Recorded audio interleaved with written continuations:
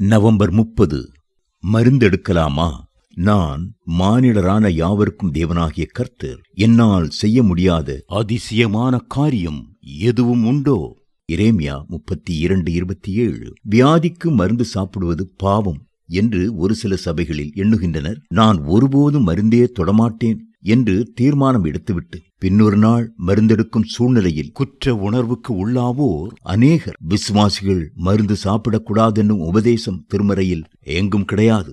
நல்ல மருந்துக்கள் பல மூலிகைகளிலிருந்து எடுக்கப்படுபவை. தூதாயும் பழத்தை சாப்பிட்டால் கருத்தரிக்கும் வாய்ப்பு கூடும் என நம்பப்பட்டு வந்ததால் ராகேல் லேயாளிடம் அதை கேட்டாள். ஆதியாகமம் 30:14. அரசன் எசேக்கியாவின் வாழ்நாளை கூட்டுவதாக கடவுள் வாக்களித்த பின்னரும் அவன் சுகமடைவதற்காக அத்திப்பழத்து அடையை கொண்டு வந்து அவனது பிளவையின் மேல் பற்று போடுங்கள் என்று மருத்துவ உதவி கொடுக்க சொன்னது ஏசாயா தீர்க்கதரிசிதான். நோயுற்றோருக்கு செய்யப்படும் மருத்துவ பணியை இயேசு ஆமோதித்தார். குற்றுயிராய் இருந்தவனின் காயங்களில் நல்ல சமாரியன் எண்ணெயும் திராட்சரசமும் ஊற்றி கட்டு போட்டான். லூக்கா 10:34. விசுவாசிகளுக்கும் ஊழியருக்கும் கனிவோடு மருத்துவ உதவி செய்ததால் அல்லவோ லூக்காவை பிரியமான வைத்தியன் என்று அழைத்திருக்க வேண்டும்.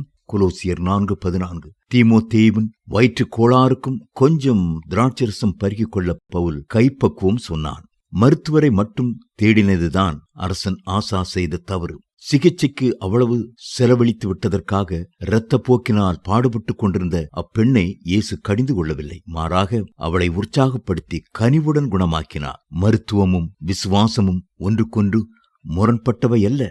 இவை இணைந்து போக முடியும். உலகிலுள்ள எல்லா கிறிஸ்தவ மருத்துவமனைகளிலும் ஜெபம், விசுவாசம், மருந்து ஆகிய மூன்றையும் கலந்துதான் நோயாளிகளுக்கு கொடுக்கிறார்கள். மருத்துவர்களும் கடவுள் தந்த ஈவுகளாவர். எரேமியா 8:22.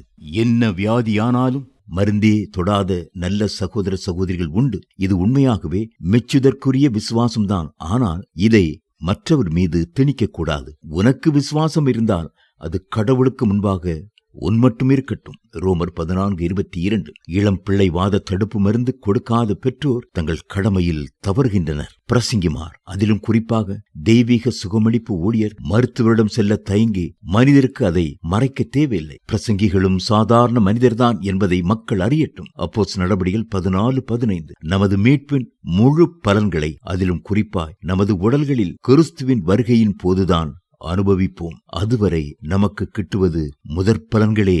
ரோமர் 8:23.